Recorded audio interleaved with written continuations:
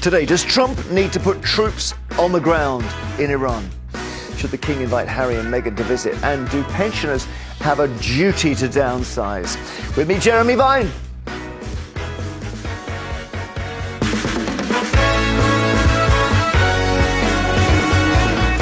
Morning. Welcome to the show. It's the 30th of March, everyone. Have you heard about that, Yasmin? No, I thought, and it's the 1st of April tomorrow, isn't it? Is it? 30 days. No. No, 31. Because we'll have to do... Is it 31? No.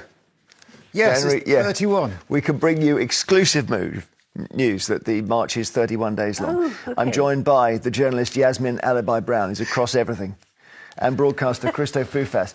Here's what's on the show. First, does Donald Trump need to put troops on the ground? Thousands of Marines have arrived in the Middle East. The president is weighing up his next steps, which could include a ground assault, but Iran has warned it will rain fire on American soldiers. We're a month into the war. Should Trump put boots on the ground to try and end it quicker? Then should the King invite Harry and Meghan to visit? The Duke of Sussex wants his wife and children to spend summer at Sandringham. Harry doesn't think it's safe to bring them without the protection of the police. If the King extended an invitation, they would get that security. So it's been 4 years since Meghan and the kids came to the UK. Should the King offer an olive branch? Then do pensioners have a duty to downsize? A growing number of baby boomers are actually buying bigger homes. Can you believe it? They're sitting on more than half of Britain's housing wealth. Meanwhile, young families are being priced out of decent-sized properties. Should pensioners sell up and make way for young people? Then it's the papers and everything else, and we'll be talking about the big Kit Kat heist. 12 tons of Kit Kats have been stolen. Later, Amanda Lamb is standing in for Storm. That's unconnected. Amanda and Alexis will be asking... Storm has gone missing at the same time. So they'll be asking if the rise in benefits is too high. Let me show you how to get in touch with today's film poster question. Are you ready? So come over to Ella Cinema if you can. And let's have a look. Do you know what film that is? Oh, I say. So while you think about it, here's the number, 0207 862 2222. It's from a landline, 16p a minute, and mobiles may be dearer, watch out for that. Also, here's the thing, on YouTube, on a normal day, you can go on and watch this show at 4 p.m. You would then watch, today it would be Alexis and Amanda at 6 p.m, and usually Matt and Vanessa are on later on YouTube. If you go on YouTube, we would love you to like and subscribe our channel there so we can see our little family growing. There it is. That's the movie, The Secret Garden, back in the day. That looks like very old. 93, actually, I'm told. 1993. What do you think, The Secret Garden? It was a beautiful film. Yes, it was, wasn't It it? was a Yeah. beautiful film. The tagline is it's a magical place where love can grow, which is like this programme. Indeed, indeed. We'll talk about what's happening in Iran shortly, but let's look at the impact of the war here first. The Prime Minister is going to meet fuel bosses at Downing Street today, and we could start to see diesel shortages from the middle of April, along with a global shortage of jet fuel. Keir Starmer wants to draw up contingency plans. For now, ministers say people should carry on as normal. They always say that. In Ireland, households are being told how to limit their use of oil and gas, and the government is looking at ways to ration fuel. In Australia, people are being given a month of free travel on public transport to encourage them not to drive. What do you think of this, Yasmin? Firstly, Starmer seeing the fuel bosses. Well, he's always seeing people. He's always meeting with people. I think, some decisions will have to be made quite quickly, which are easier decisions than some others, which is that we should maybe all individually decide not to use our cars as often as we do, use public transport, turn off the lights and use less, just economise. That's all we can do. I've got a friend who's It's very uncertain. Got a friend who's making a journey today, and was talking to her at the weekend, and she said she had to go out on Sunday to get petrol. Now, to stress, actually there was no queue, but it was just that in her mind was, are we going to be in the situation quite soon where we get the queues at the petrol stations, which we know it happens quite quickly in this country. Well, do you remember the fuel protests in the 90s when 2000, they were... wasn't it? Was Those 2000, when they were... Angry farmers. Yeah, and they were blocking all of that. There were queues for miles for people getting fuel, and I remember that. I think that we should take some personal responsibility, but also I love what you just announced is happening in Australia. that they are making public transport free, I think you said. Did you say it was free? A month of free transport. A month of free transport. Why aren't we doing that? You know, I had to get the train to Plymouth, which we might talk about in a minute, but I had to get the train down there on Saturday. And even with a two together rail card, and because we were booking it a couple of days before, it was £175 for both of us. And was the train full? The train was absolutely rammed. That's the point, isn't it? If they put the prices down, can you imagine that train being fuller? So even with those excruciating prices, the train is rammed. So once they say you can travel to Plymouth free, you're not getting on. Well, yes, but then people be on the roofs. Well, then, but isn't there a greater good to people using public transport? Oh, for sure. I've no problem with public transport because it's such crucial infrastructure being slightly subsidised. I don't mind that because it's subsidised anyway, private rail companies, but also I think it's such an important piece of infrastructure. And so I think that's great. That's exactly what government should be doing. Those are exactly the levers the government should be pulling at times like this. Too many of us, including I've been so lazy almost all my life that I jump into the car and not walk. I've changed that completely. Oh, wow. Thanks to my husband, actually, and I'm fitter as a result. Yeah. So rather than take my car around the corner to the dry cleaners or the tube station, I walk more than I ever did, and we have to all think about that. But I also want to raise another point. Yeah. You know, all of this is important, how this is going to affect us. But don't forget what's happening to the Iranians. Or the Gazans. This is Netanyahu's war. Never forget that. And what these people and Lebanon, what they're going through is so unspeakable that we need to remember this. Of course, Yasmin. I mean, this goes without saying, but we just can so discuss other important. things as well. I know, I do appreciate what you're saying. Because now we'll talk about whether Trump goes in with soldiers. Is there a question to be asked about Trump's sanity? Genuinely, not trivialising? There was a very interesting article in my newspaper in I last week by somebody who worked in the inner circle during his first term. And what we're seeing today, he said, was always there. But what he had around him were people who would kind of manage him better. So, for example, he couldn't read anything. So they gave him one page of pictures. And everything they wanted him to do, they used the winners and losers language. Right. And he said in his first term was this? In his first term, you're saying? Yeah. But he said what's happening now is the people around him are almost madder than he is. Well, I'd heard, there was some story in the States that he'd been given an iPad to watch the bombings, and he got kind of quite into the idea of seeing more and more of the missile strikes. So they would just download every missile strike to his iPad, and he was enjoying watching them, and then he wants more of them, you know. And that sounds possible. I don't know. I mean, it's very hard to see the logic of... Because he's spent years campaigning against foreign wars. Years. That's why I don't understand, even in his mind, what the logic is here. I think... and that is the problem, I think, with this, is the... First, well, there's two problems. Firstly, there is the fact that he seems to contradict himself a lot. And you get one statement and you think, OK, well, that's where we're heading. And then you get another, and then you get another, and it's going to be weeks, then it's going to be immediate, and then it's going to be not, and then the negotiating. And I think that's an issue with you know, the comms of the war, if you like. And the other thing is the end game, the strategy. What is this for? And what is the goal that would mean that it is, in inverted commas, a success in his mind? And I think those are the things that I'm a bit challenged by with it. Well, what is a success in his mind is so crazy most of the time.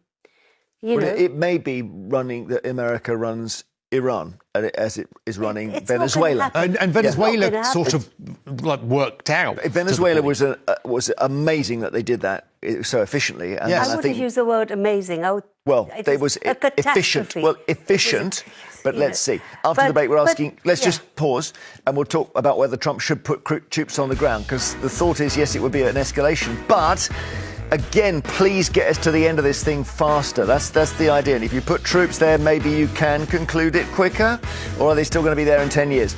Your thoughts welcome. 020 7862 2222, and we'll see you in a moment. Sydney has just hosted a picnic offering 1,600 varieties of what? 1,600 sandwiches or cake varieties or jelly? Answer in a mo.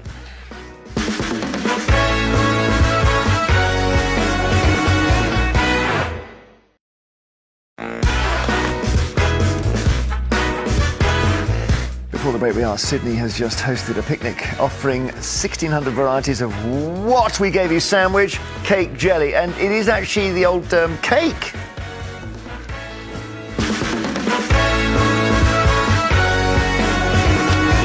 Welcome back. We're live on Channel 5 with Yasmin and Christo. Later showed the King invite Harry and Meghan to visit. Could this be the moment for a long-awaited royal reconciliation? First, should Trump put troops on the ground? Give us a call now, 020-7862-2222. Thousands of Marines have arrived in the Middle East. The Washington Post claims the Pentagon has been preparing for weeks of ground operations. So something's going on. It's not confirmed whether they will send troops in.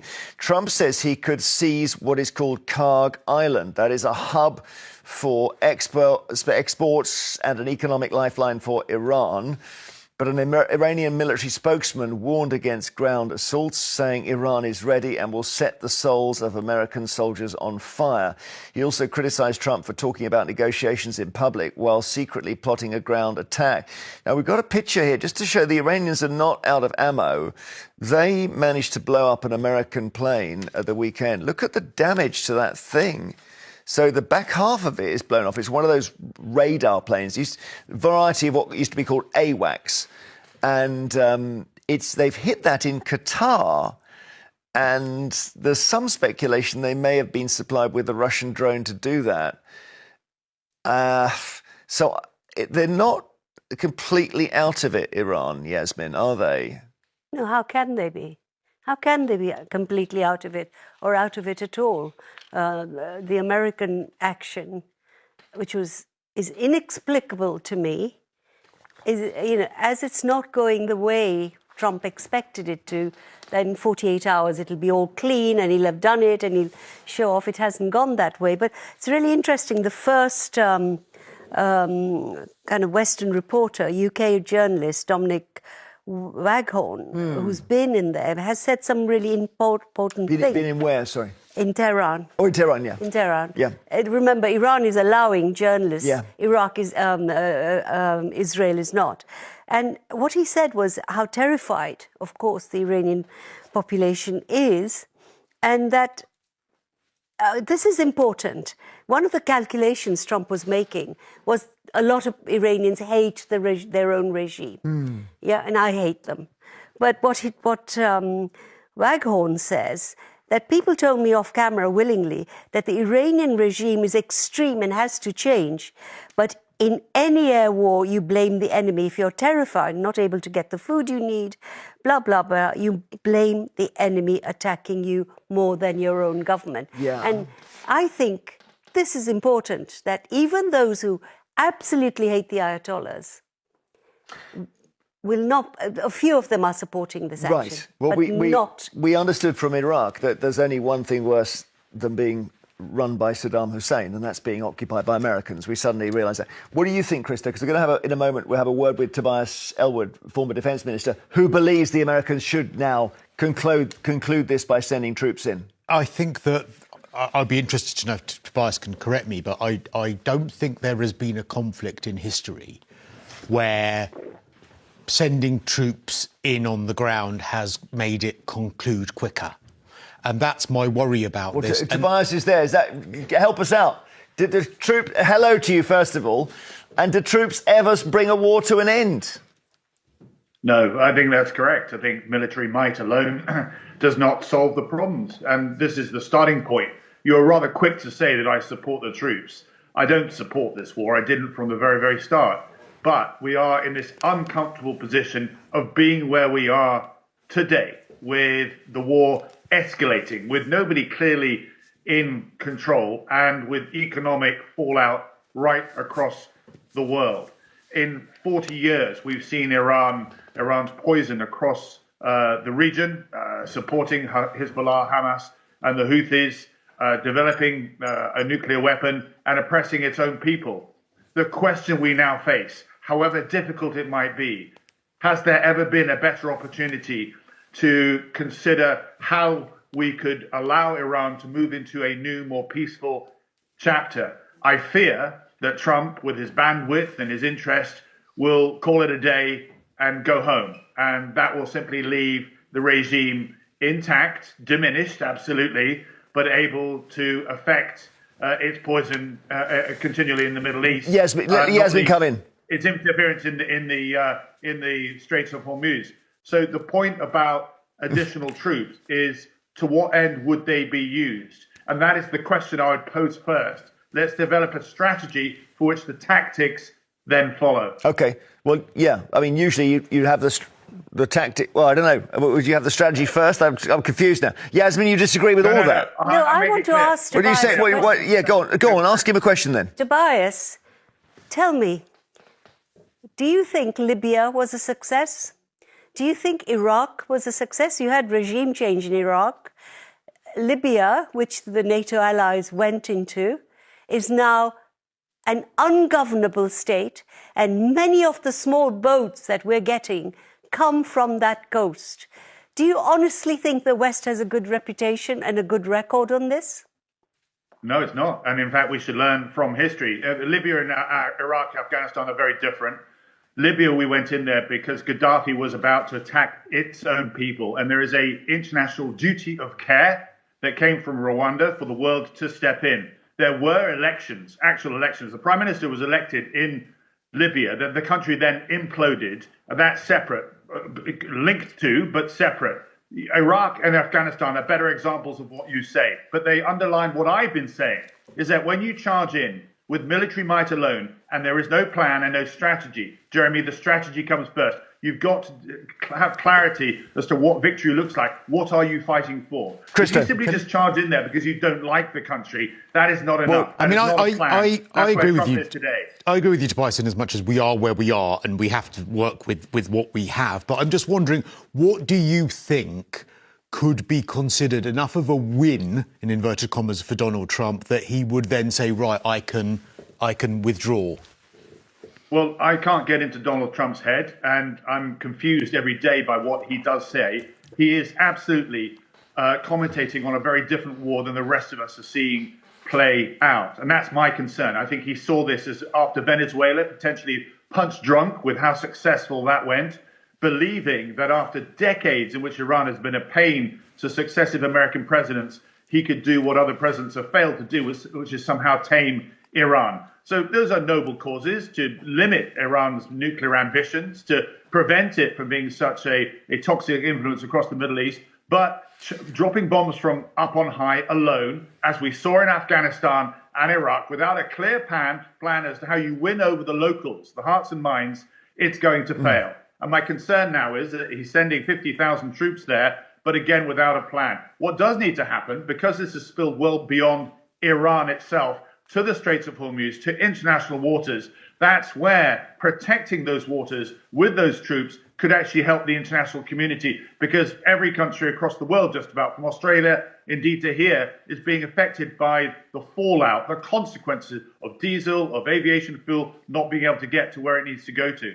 All right, thank you. Stay with us if you can, Tobias. Andrew is in London. Andrew, do you think that Trump should send troops in? Yeah, no, I don't. Not at all.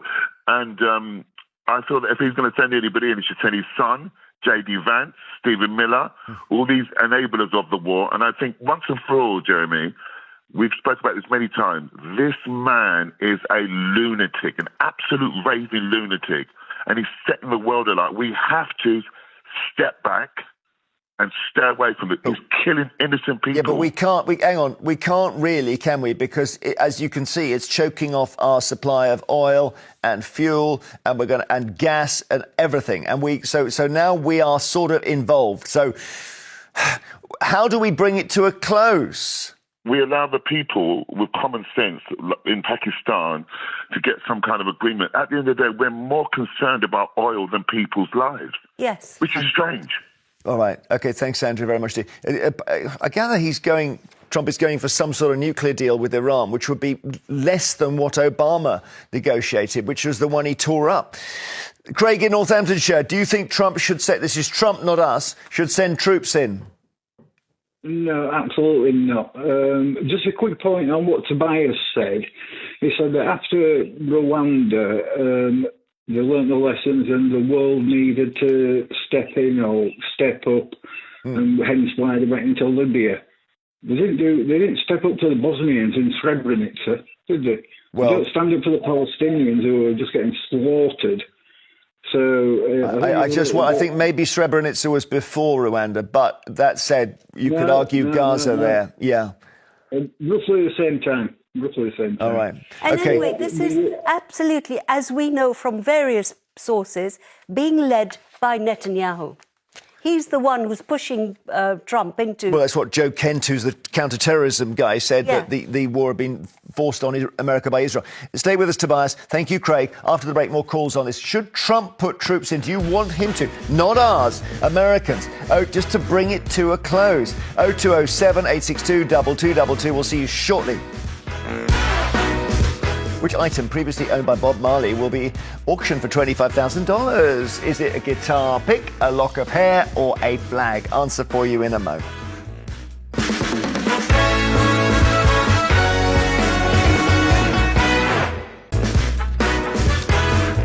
Before the break, we asked what item previously owned by Bob Marley will be auctioned for £25,000. Guitar pick, lock of hair, flag. It is the lock of hair.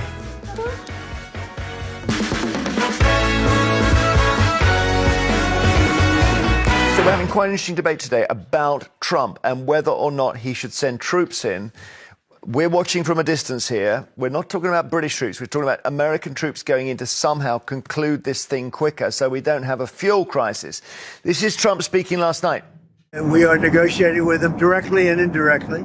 And I would only say that we're doing extremely well in that negotiation. But you never know with Iran because we negotiate with them and then we always have to blow them up. What do you think of that, Tobias? As I say, who knows what Donald Trump is thinking? I do know that he's got rid of, when Doge came in, 80 to 100 specialists, Middle East specialists that worked in the US State Department that could be advising him on other ways to think about what he's actually done, what he's unleashed. I mean, going back to the boots on the ground, I need to clarify here. We immediately think of, and understandably, Iraq and Afghanistan, boots on the ground. I don't believe that's what even Donald Trump is thinking of here. The absolute priority is to liberate the Straits of Hormuz, to allow critical international shipping to move on its course. And that's where this maritime, mostly maritime forces, Marines, can absolutely do that in patrolling the Straits itself, pushing back against the Shahad 136s and other missile systems that Iran still has. So when we think of those troops, I do hope that he will limit their involvement to the just cause of opening the Straits up to allow international shipping, so crucial for our global economy, to then move more freely. All right, very clear. Thank you. Ian in Leeds, what do you think of that? That makes sense, doesn't it? Perhaps, but this seems to be a war of afterthought. It's a case of, well, we'll do this because this has happened and because that's happened. There's been no planning for this whatsoever. And if you're going to put troops on the ground, even to secure the Straits of Hormuz, then it's a case of, well, okay, how many troops are you talking about? Where will the geographic limitations be? Iran is a huge country. We don't even know whether Donald Trump is talking about just a specific geographical location or going straight to Tehran. Because if it's the latter, I don't know if he's looked at a map, but Iran is about 3 or 4 times the size of Iraq. It's absolutely huge. Yeah. It's also very mountainous. Supply lines will be stretched to hell. No, of course, and I don't think he's talking about taking Tehran, but the troops might go onto this Karg Island and secure oil supply. But as Tobias says, it's surely about trying to secure this Strait of Hormuz, isn't it? And I don't know how easy that is. This is why I said this is the war of afterthought. This should have been considered beforehand. Well, they didn't. Yeah, they didn't look at it. Well, they didn't look at that, did they? And the American population was told by Donald Trump, no foreign wars. The first body bags which come in, and they will, some of them, this isn't going to be cost-free. The domestic population is going to be appalled. Yeah. Well, let's see. Thank you, Ian. Marie in Lancaster, hello. Hello. What do you think? If Trump could send troops, should he? No. So just leave it as it, because this could go on for a year or something in this situation. Well, that's the policy, I think. Iran will wait and continue to do what they're doing. And they will have already planned for Trump doing this. I think they saved their best defence to Cargill Island. Okay. And they will wait. This has been their plan. They will wait and outlast until Trump, if he does send troops in, collapses his own country, and they will survive and win. Well, why is it, Tobias, so in these conflicts, the bigger nation with the bigger army keeps losing? I think Vietnam being the classic. What is it that we're missing here? I actually find it shocking. You point to such an important thing, is that the Americans, and indeed in general the West, doesn't learn from its own history. Vietnam is a fantastic example where you think superior military might is going to be able to change the politics on the ground. It's an asset, it's a tool, but it doesn't provide the effect that you want. And as I stress, I think Donald Trump thought his success in Venezuela and simply the superior military might, the firepower that America has on display, is enough to make regimes crumble. And the last caller was absolutely astute in that observation. Iran has been planning for this, not for years, but for decades. The last Ayatollah had cancer, so they knew that there was going to be a succession planning in place. And decentralized decision-making has now kicked in, allowing every local commander to decide when and where they fire that Shahad 136. And that drone, that particular drone, the Iranians have thousands of them, thousands, to make it very, very clear. They make 1,000 a week or so. And they've been doing this, as I say, for years. And this is, all of it was very, very clear to anybody that could have the ear of Donald Trump. But he deliberately thought he could step forward and the regime would crumble. What I find particularly sad is that even the vision of what Donald Trump wants still includes having an Ayatollah, a theocratic leader in charge of the country. Surely one objective that we can all agree in is that there shouldn't be such powerful leaders such as an Ayatollah with their own private army in charge of a country in the Middle East in the 21st century. That's not right. Tobias, I can see the logic of the troops going in to just secure the Strait. I want to take a call in a sec, but carry on. But just very quickly, do you think that the troops should take Cargill Island? Well, Cargill Island operationally would be part of securing the troops, securing the straits. You cannot secure, when you look at the map, there are a series of islands of which Cargill Island is simply one of them. You don't necessarily have to take it, you do need to isolate it. That's what people do. And in the Second World War, if you ran into a major unit in front of you, you actually could go round the sides of them and leave them isolated so they couldn't actually operate, and then eventually that they would give up. So it can be, there are many operational ways that you can reduce Cargill Island's effect. It would also, from a economic perspective, begin to strangle Iran as well. But that's for the military leaders, the Marines, to decide how to do that, rather than for us in TV studios to then say there are ways with 50,000 troops that you can secure the straits. But as your previous one caller then said, that's simply not enough to take Iran in its totality. Iraq. Okay, let me just get to a call. Sorry, Tobias. I must get some calls on. Sorry. Stephen Southport, hi. Hi, Jeremy. Can you hear me? Yes, what do you think? I think the president doesn't need to risk a single American boot or a British boot or a NATO boot on the ground.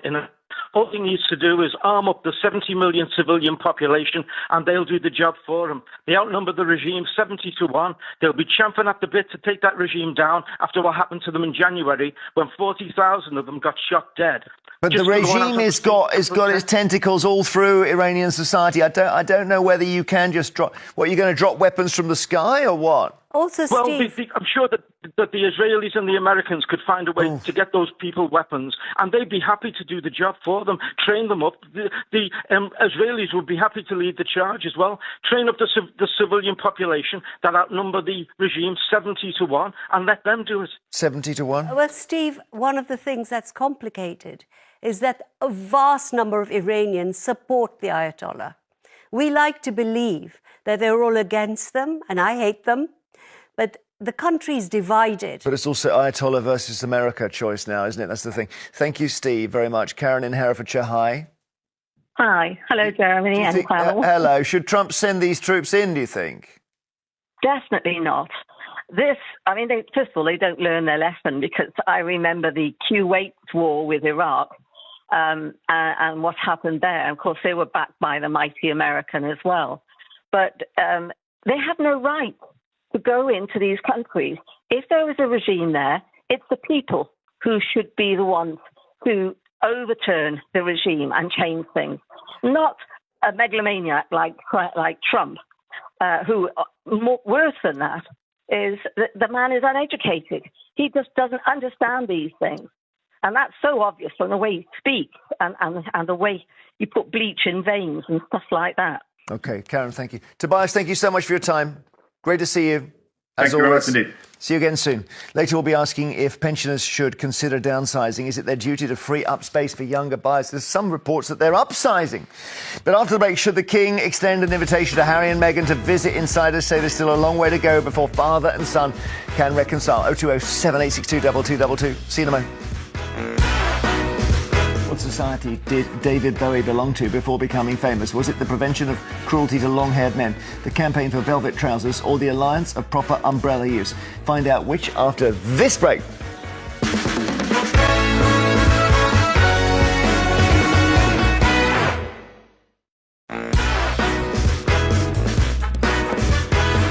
Before the break, we asked what society did David Bowie belong to before he became famous?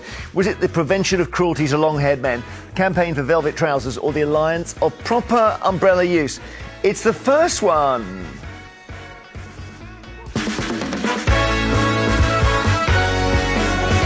I'll show you, it's a real collector's item. Obviously, he was just being kind of funny and appeared on TV doing this. Long-haired men, you've got to have your hair, 9 inches long before you can join? Well, I think we're past that over now. Have you? Yes. Now, exactly who's being cruel to you?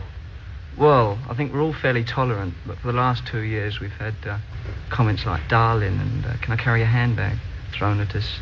And I think it's just had to stop now.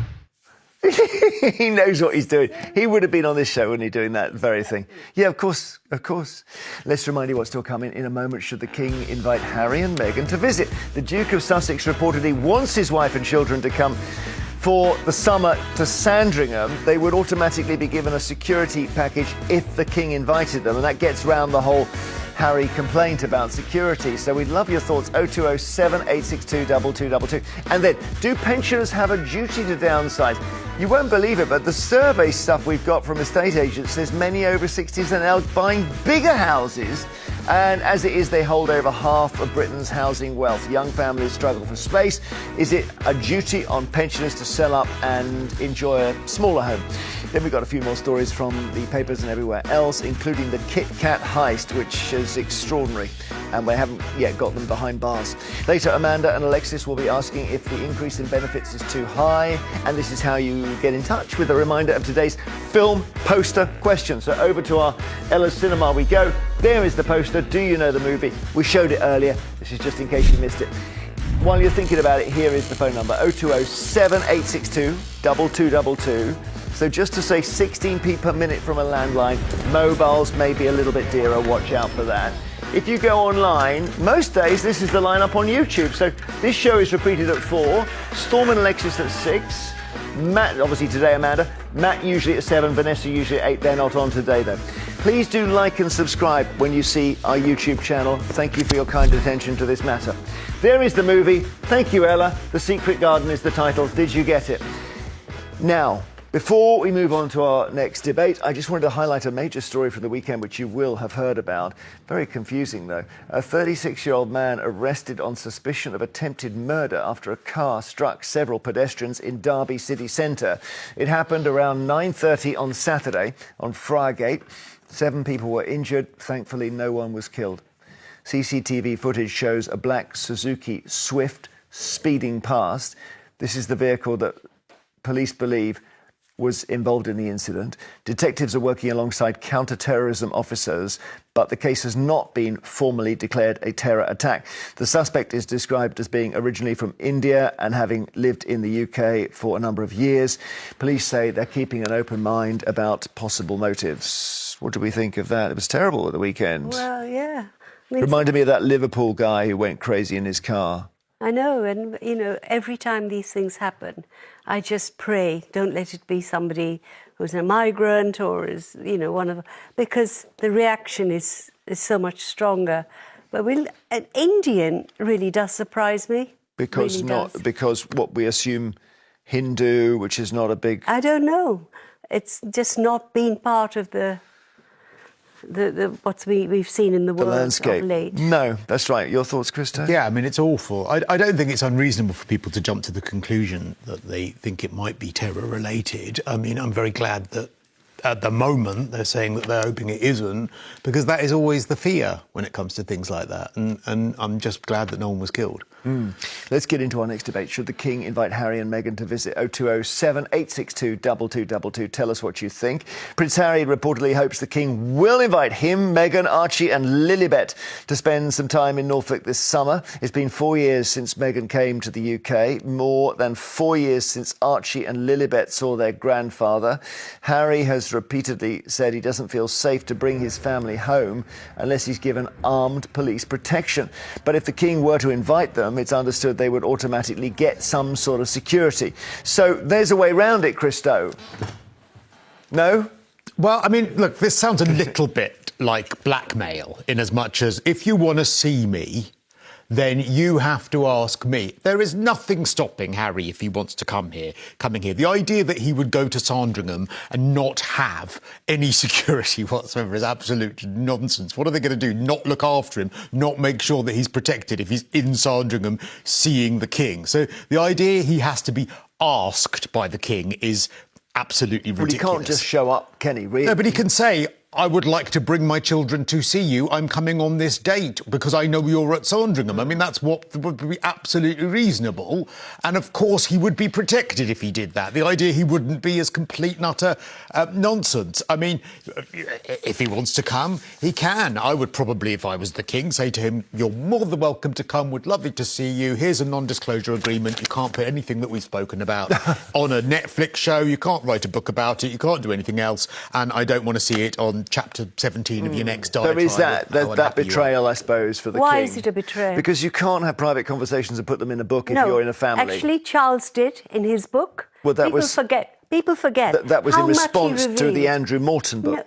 No, he revealed his relationship with his father. How we're going back 30 told years. his child. So, you can't have double standards here. There is a difference. But also, I can't understand your viewpoint. Why? He's his father. His father's getting old. His father clearly wants to see him and the grandchildren. What does it matter to you if the King issues a formal invitation and everything is covered, including security?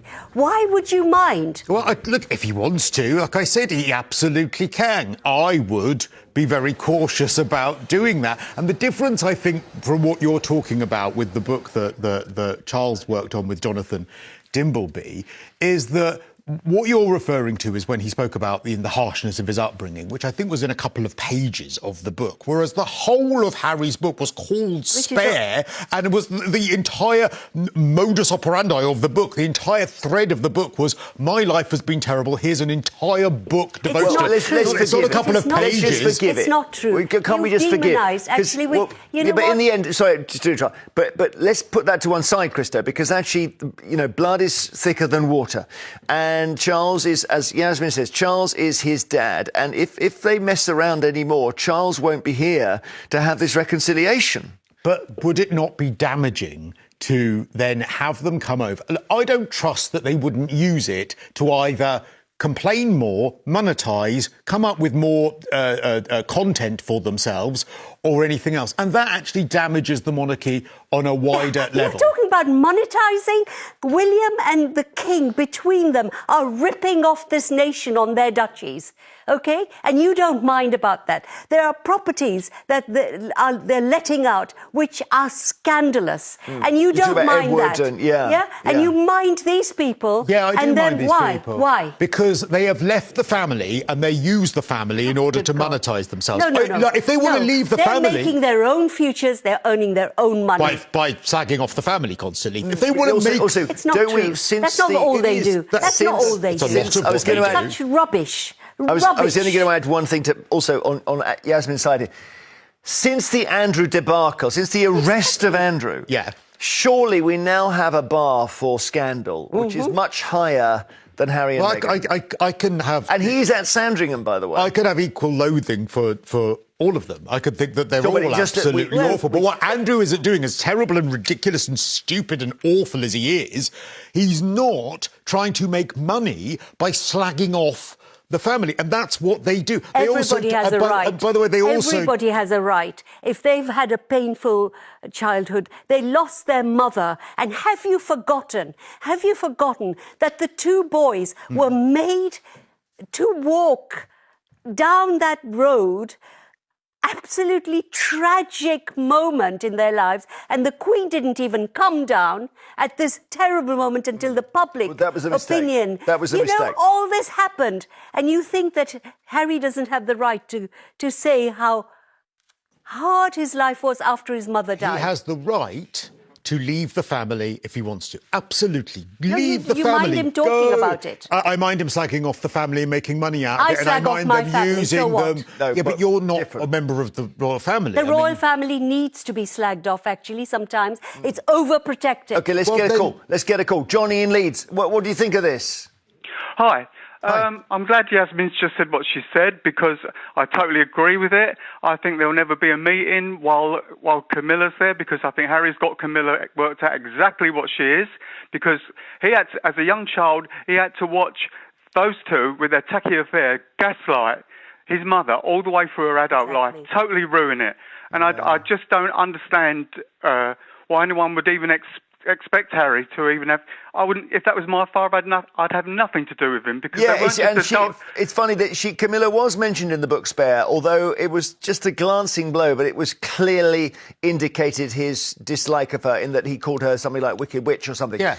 But again, isn't it a long time ago, Johnny, and we've got to forgive? No, because that sort of evil in your life, you never forgive. I know, because I've got an ex-cousin, Beverly, from Tilbury Docks, who's done some very bad things to me, and I will never let that go. Sorry. And I will never forgive, because some evil, I didn't hear like what Camilla, you said there. Sorry. Yeah. Just like Camilla, befriending a young bride about to get married, and then go on to gaslight her all through her married life. So that is an evil person who does that, and anyone who can't see that, it says more about them. So Camilla, so Camilla and Charles, they have made mistakes without a doubt. But Not the fact mistakes. that, hang on. But the fact that Camilla is now stuck by Charles's side and made him, I would argue, a better king, that shouldn't be considered, and they shouldn't be forgiven. However, Harry and Meghan, whom far more recently have written books and slagged off the family, they should be forgiven, and we should extend forgiveness to them. That's the logic. Yeah, Thank you, Johnny. Because he's the wounded one. He saw too much of his mother. Go on, Johnny. Sorry, let's hear what you're saying. I'd like to ask you, like I did before, and anyone, how can they say they love Diana while sucking up to that cunning woman? All right. OK, thank you, Johnny, very much. Yeah, don't hear that much hatred towards Camilla these days. Oh, no, you do. Do you? There are some people who've never forgiven her, and as a feminist, I've never forgiven her, because it was so manipulative. They picked, between them, they picked an innocent, very damaged girl, right? And they used her to breed, frankly. and then they Do carried you on think Charles and on at some and point, on. did you Even think Charles when Harry was wanted born, to be a faithful husband? Sorry? Do you think Charles wanted to be a faithful husband? I don't know. He didn't. No, Well, I don't think so. well, you said they chose her to breed. Yeah, I don't think there was ever an intention, and in a sense, I don't blame Charles. I do blame the Queen and Philip. They should have just let Camilla marry him. I agree All right, with that. Let's go to Pat in Essex. Pat.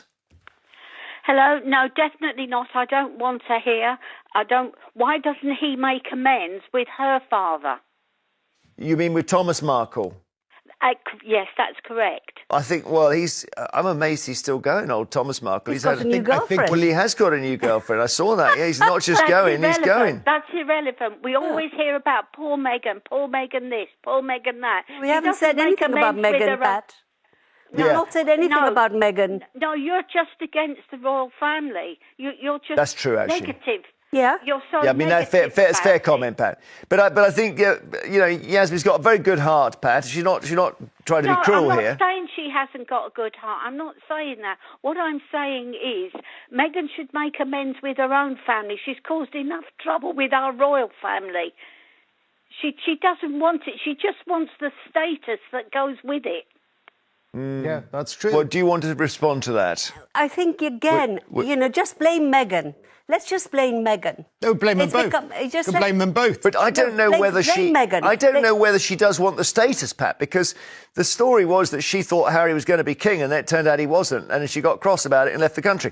Now that may or may not be true. Didn't leave the titles behind, did she? Woe betide that. But in the end, the sort of majesty of it, the castles and visits and waving, wasn't enough for her. That's why she left. No, she left because the way the media and other people demonise this mixed race woman, sometimes I'm not saying Pat is one of them. I'm not saying Pat is one of them. There was so much racism. Well, the front pages were absolutely full chock-a-block with celebrations. There were a couple... when they got there married. were a couple Yeah. of... There was briefing against them. That's the only thing. There couple of was articles definitely briefing that against were them. wrong. Thank you, Pat, so much. Nadia in London, hello. Hello, good morning. Hi. What would you like to say? I am my marriage is mixed as well. It's nothing to do with racism. It's not about racism nowadays, especially. It's about somebody who she made that meeting with him the first time. She instigated that meeting, and then we let her in. We loved her. Everybody else, they didn't. And then she abused what she was given for the popularity, for money. And what to stop her coming back? As a parent, I don't want to see any son or daughter not speaking to their father or mother. Of course I'm not. And maybe they should build their relationships strongly privately. But I feel afraid if in a few years she will do exactly the same and she will put turmoil on the country again. I don't think her intention is sincere. It's nothing to do with the racism or whatever. Like I said, I'm not... So it's sort of, on the calls, it's 2-1 here.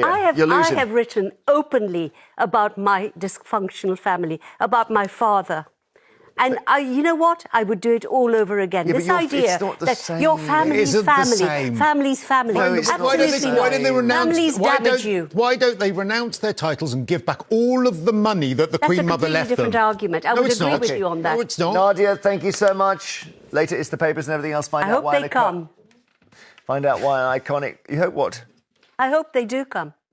Oh, Because Jasmine's going to pick them up at the airport. I think Charles needs to see these grandchildren. Well, listen, I'm in favour of happy families because I'm impartial. Find out why an iconic fairy is retiring after more than 60 years of service. But after the break, we're asking this. Do pensioners have a duty to downsize? Baby boomers own the majority of Britain's housing wealth, a staggering £3.84 trillion worth. Should some of that be passed on to help younger generations get houses? 020 7862 2222. See you shortly. Why was a Scottish government advert recently pulled? It featured an image of Chinese mountains. It used actors with fake accents, or it encouraged tourists to litter. Find out which after this short break.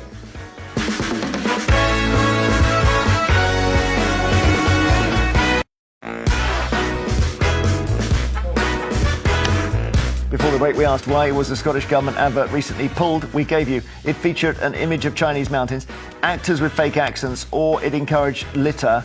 It was the Chinese mountains.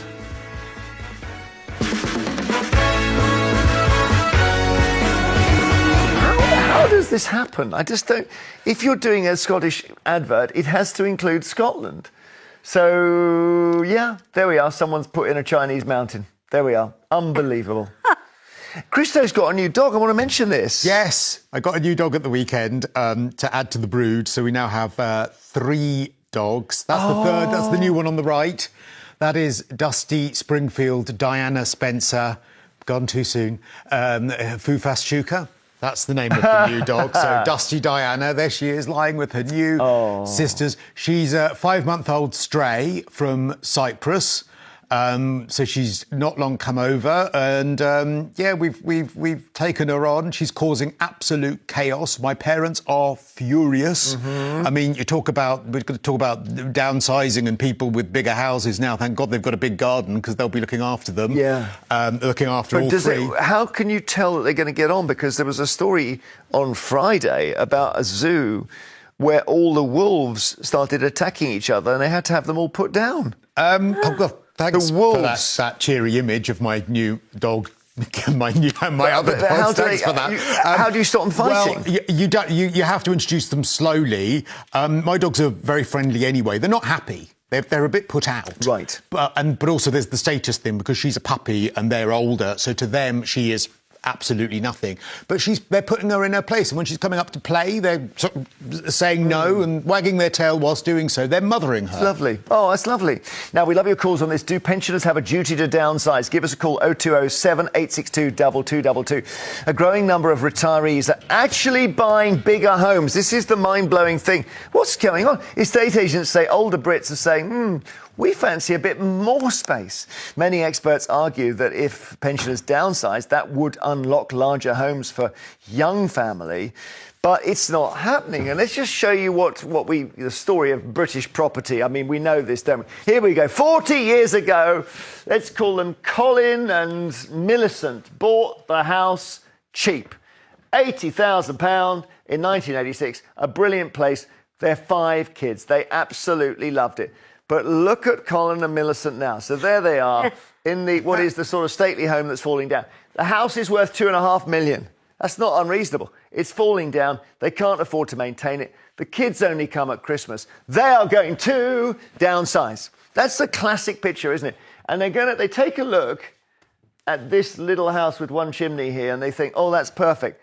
But something stops them. We'll return to that in just a moment.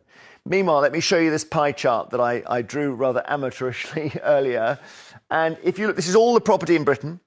And if I draw a line showing just over half, 55%, that's the property owned by boomers, people born after the end of the Second World War and up until 1964. 3.84 trillion.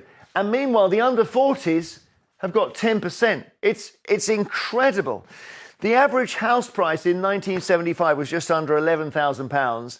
Last year was $272,000. In 1990, baby boomers were looking at buying properties worth an average of $58,000, 5 times their pay packet. Now, if you're a young person, you're looking at homes 9 times the average salary. And then, of course, there's a national shortage of bungalows to throw in. In 1990, 11% of all homes built in the UK were bungalows. 11 down to 1%. And an increase in the number of young adults living with their parents and the expansion of the bank of mum and dad. And to be honest, you know all this, don't you? You see it all around you. This is what's happening. But something's going on with the oldies. Now, the classic thing with this pair, often they don't want to sell up. And the reason is they're told, look, if you sell up, you'll lose the childhood memories and you'll feel even sadder. And the second thing now we're learning is when they've got small homes, some of these pensioners are saying, we fancy a bigger one. This is what blows your... They say, what about this to spend the remaining years of our life in the... So they're back in the stately home. And it just blows your mind, Yasmin. It does a bit.